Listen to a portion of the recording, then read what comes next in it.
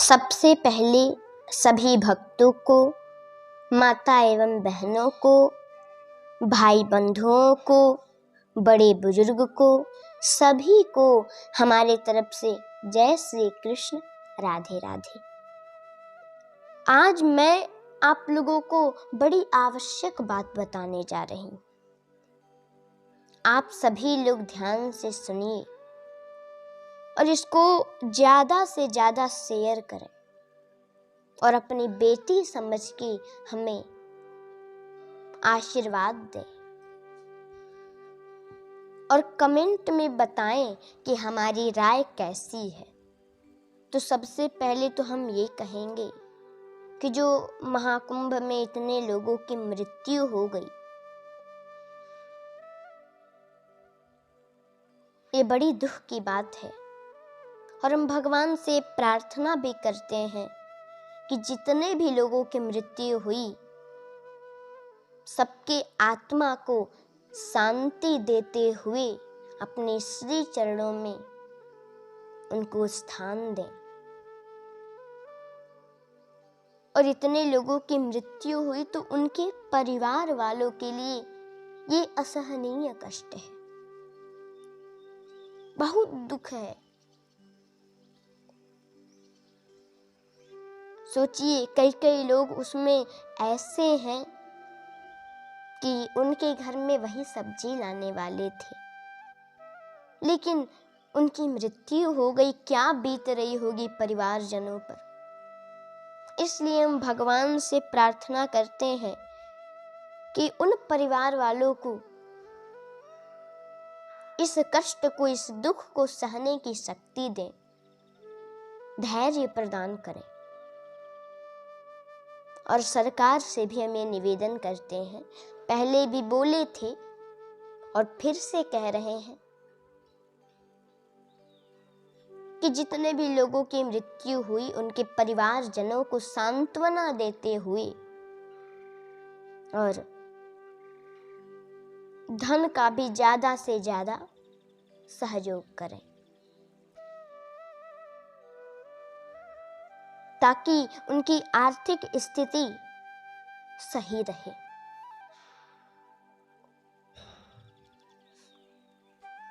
अब मैं बोलना तो नहीं चाहती थी और मेरी सामर्थ्य भी नहीं है कि मैं किसी संत को या शंकराचार्य को कुछ कहूं,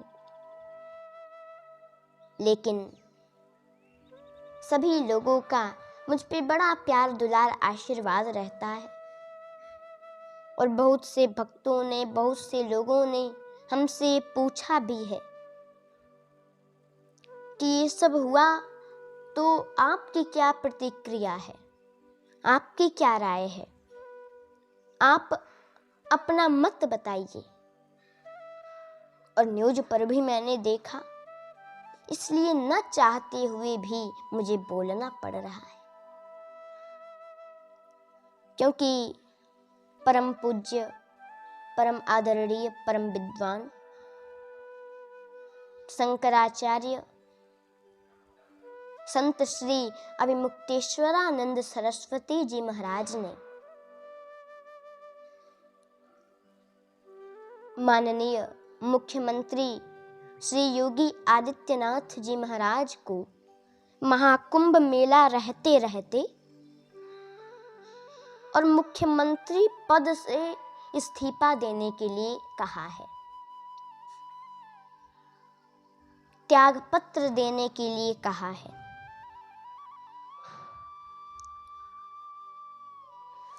तो सबसे पहले तो शंकराचार्य जी को ये जानना चाहिए कि शंकराचार्य का मतलब क्या होता है। चलिए हम बताते हैं कि शंकराचार्य का क्या मतलब होता है। तो शंकराचार्य का मतलब होता है कि भगवान शिव के कहे हुए मार्गों का जो अनुपालन करे, वही शंकराचार्य है। और शंकराचार्य तो स्वयं शिव स्वरूप होते हैं।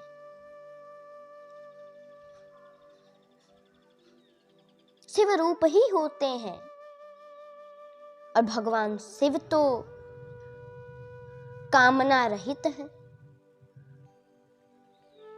तो शंकराचार्य जी को भी ये चाहिए कि इस संसार के बवंडल से बचें, इस संसार के बवंडल से दूर रहें।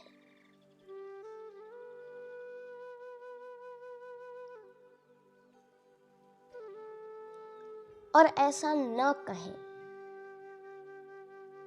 कुछ भी कहें तो बड़ा सोच समझ करके कहें। कुछ भी कहने से पहले एक बार अवश्य सोचें कि हम क्या कहने जा रहे हैं और इससे समाज पर क्या प्रभाव पड़ेगा। ऐसा कोई भी बात न बोलें कि जिससे उनकी आलोचना हो, क्योंकि किसी संत या शंकराचार्य को कोई भी व्यक्ति शंकराचार्य और संत पर टिप्पणी करता है ना, तो मुझे भी बड़ा दुख होता है, बड़ा कष्ट होता है।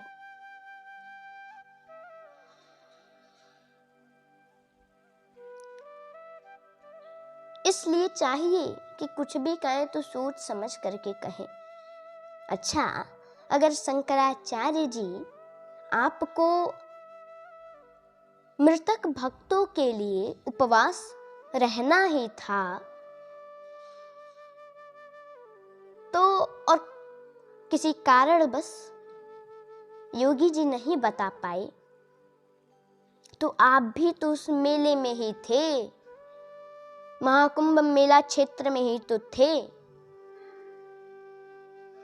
आप पता करवा लिए होते। अच्छा, ये बात कोई भी जान सकता है कि महाकुंभ में भीड़ की वजह से भगदड़ हो रही है, बहुत भीड़ है। अरे हमको तो पता चला है कि एक दिन में 10-10 करोड़ लोग स्नान कर रहे हैं। तो ये बात कोई भी जान सकता है कि इतनी भीड़ है और वहां भगदड़ हो रही है, तो वहां की हालात क्या हुई होगी,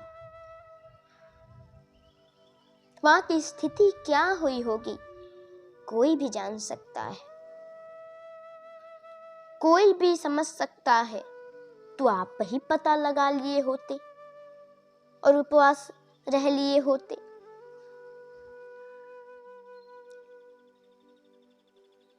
और मैं तो ये पूछना चाहती हूं कि किसके सरकार में हादसा नहीं होती। ये तो अनहोनी है, कभी भी हो सकती है, क्योंकि कहा गया है हानि लाभ जीवन मरण, यस अपजस विधि हाथ। सब विधि के हाथ में है, और ये तो एक अनहोनी हुई है। ये कभी भी हो सकता है, इसकी कोई गारंटी नहीं है कि कब क्या हो जाएगा। एक और बात हमारा मानना है, और शास्त्रों में भी कहा गया है कि यदि राजा कोई गलत निर्णय भी ले रहा है तो हमको धैर्य धारण करना चाहिए, इंतजार करना चाहिए कि आखिर राजा ने ऐसा निर्णय लिया तो कोई तो कारण होगा। और यही सोच लें कि जो लोग उनको राजा बनाए वो भी कुछ सोच समझ के बनाए होंगे, थोड़ी तो बुद्धि होगी ही उनके पास, तभी राजा के पद पर है। धैर्य धारण करना चाहिए और देखना चाहिए, शायद राजा उस समय उस परिस्थिति में सही निर्णय ले रहा है और उससे कुछ गलत हो रहा है, इसलिए वो गलत निर्णय लिया हो, ताकि इससे परिस्थिति सही हो जाए। इसलिए पूज्य आदरणीय शंकराचार्य श्री अभिमुक्तेश्वरानंद सरस्वती जी महाराज, आप सुन लीजिए। आपसे मेरा हाथ जोड़ के विनम्र निवेदन है कि आप हमारे मुख्यमंत्री, हमारे योगी जी को ऐसी बात न बोलें, क्योंकि वो मुख्यमंत्री हैं।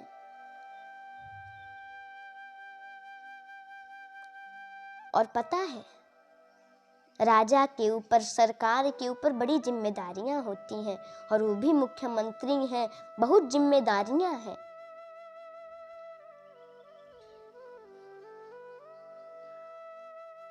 और बागेश्वर वाले बाबा, परम पूज्य आदरणीय पंडित श्री धीरेंद्र शास्त्री जी महाराज, आप भी ध्यान में रखिए, आप भी मेरी बातों को ध्यान से सुन लीजिए। आपसे भी मैं निवेदन करती हूँ, क्योंकि हम चाहते हैं कि हमारे राष्ट्र के जो संत हैं उनका सम्मान हमेशा बना रहे। इसलिए हम आपसे निवेदन कर रहे हैं कि आप कोई भी बात बोलें ना, तो एक आध दो बार जरूर सोच लें कि हम जो बोलने जा रहे हैं उससे समाज पर क्या प्रभाव पड़ेगा।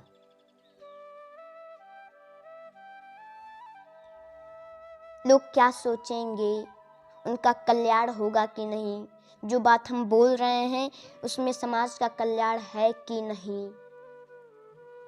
जैसे अभी वो इतने लोगों की मृत्यु हो गई और आप मोक्ष की बात कर दिए, तो ये भी उस समय, हर चीज बोलने का एक समय होता है और उस समय वो बोलना सही नहीं है। इसलिए निवेदन है कि आप हर बात सोच समझ के बोलें। कोई भी बात बोलें तो सोच समझकर और ध्यान दें कि हम क्या कह रहे हैं, और ऐसा प्रयास करें कि पूर्व के जैसा ही लोगों की श्रद्धा और विश्वास आप पर बनी रहे। और आपसे हम ये बात क्यों कह रहे हैं, क्योंकि हम जानते हैं कि सनातनियों की ज्यादा मात्रा में आप पर श्रद्धा है, विश्वास है। आप जो कहते हैं वो बातें तुरंत मानते हैं बिना सोचे विचारे।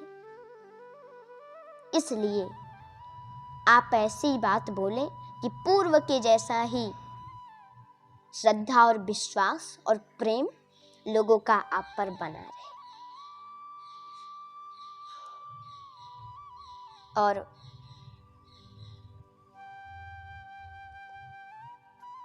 परम पूज्य, परम आदरणीय,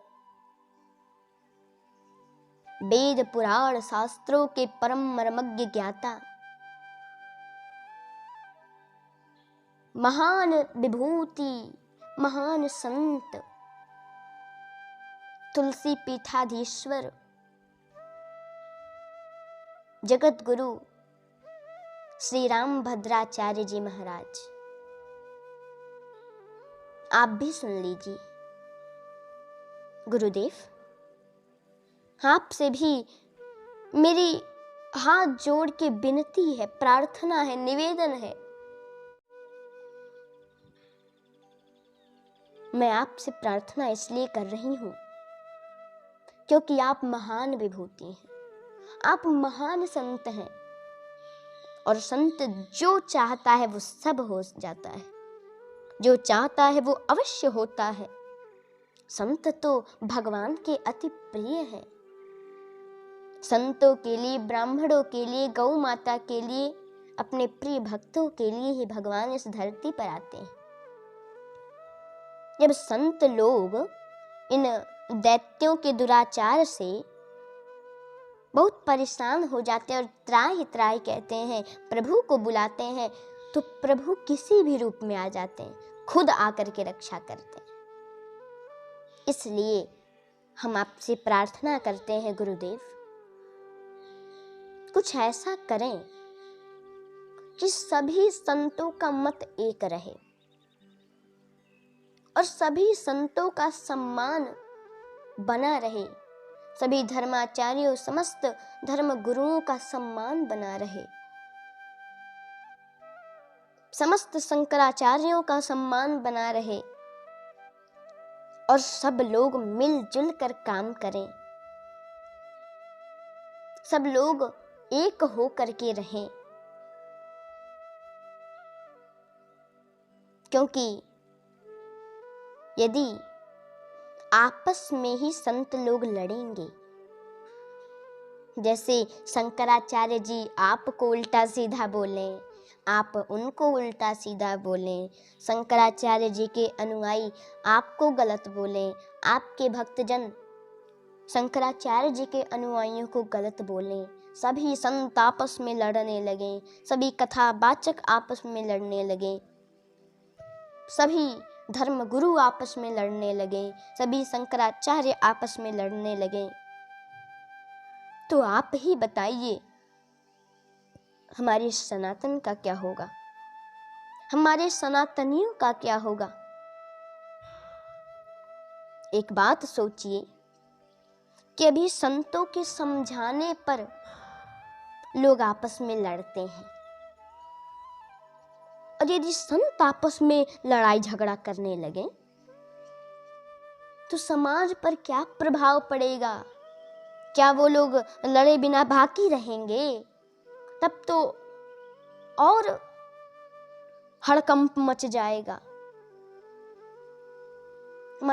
फिर हमारे सनातन का क्या होगा, सनातनियों का क्या होगा, समाज का क्या होगा? और क्या सनातन विरोधी बलवान नहीं हो जाएंगे? उनको बल नहीं प्राप्त हो जाएगा? क्योंकि कहावत है ना, घर फूटे तो गंवार लूटे।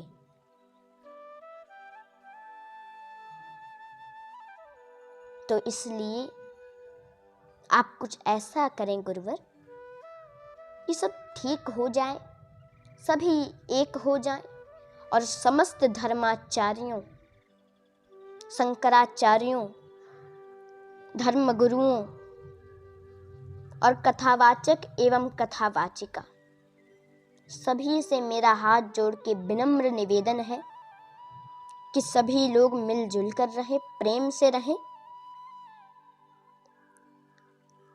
और सरकार का सहयोग करते हुए आशीर्वाद प्रदान करें सरकार को, ताकि सरकार सर्व समाज को एक दृष्टि से देखते हुए सर्व समाज के लिए एक भाव रखे, समाज का कल्याण करे और अपने राष्ट्र का उत्थान हो। और सरकार से भी हमें निवेदन करेंगे कि जितने लोग खो गए हैं, लापता हैं, उनको प्रशासन ढूंढने का काम करे और जितने लोगों की मृत्यु हुई है उनका कर्मकांड हो और सबका आंकड़ा सामने आए कि कौन किसकी मृत्यु हुई और कौन लापता है। बस हमारा ये निवेदन है और ऐसा हुआ तो अवश्य सनातन का उत्थान होगा, सर्व समाज का कल्याण होगा और अपना सनातन धर्म आगे बढ़ेगा और सबका कल्याण होगा। बोलिए कृष्ण कन्हैया लाल की जय, गंगा मैया की जय, सनातन धर्म की जय, सभी संत जनों की जय। सर्वेषां अस्तु मंगलम। जय श्री कृष्ण। राधे राधे।